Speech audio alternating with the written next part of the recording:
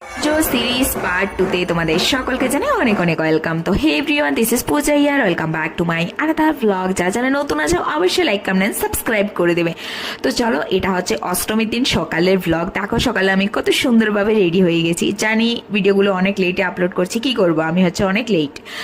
তো এই যে দেখো, সেজে গুজে প্যান্ডেলে চলে এসেছি। আর প্যান্ডেলে এসে তো দেখি কি পরিমাণ ভিড়, মানে আমার মতো ওই দিনও আমি পুজোতে লেট গিয়েছি। আমার মতো আর কেউ লেটে জানি, সবাই অনেক তাড়াতাড়ি করে চলে গেছে। তো যাই হোক, এখানে ছোট একটা ভিডিও বানিয়ে নিলাম। আর আমাকে কেমন লাগছে অবশ্যই কিন্তু কমেন্টে জানাবে। তো এটা হচ্ছে আমার ফুল লুক।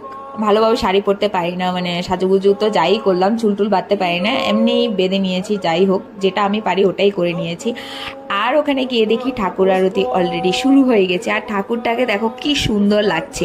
আর এই প্যান্ডেলের থিমটা ছিল হচ্ছে গীতা দিয়ে বানিয়েছে। দেখো ঠাকুরটাকে কি সুন্দর দুর্গা মাটাকে লাগছে না, পুরো আমাদের ওখানকার ঠাকুর। ব্যাঙ্গালোরের সবকটা ঠাকুরই এরকম ডিজাইন হয়, বাট আমাদের ওখানে যেরকম আমার কাছে মনে হয়েছে সেম সেম ঠাকুরই।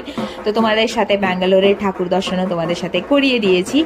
আর অষ্টমীতে তোমরা কে কেমন মজা করছে সেটাও বলবে। তারপর অঞ্জলি টঞ্জলি দিয়ে এখানে চলে গেছি। এখানে প্রোগ্রাম হচ্ছিল চিরদিনে তুমি যে আমার, অমর সঙ্গী সিনেমার।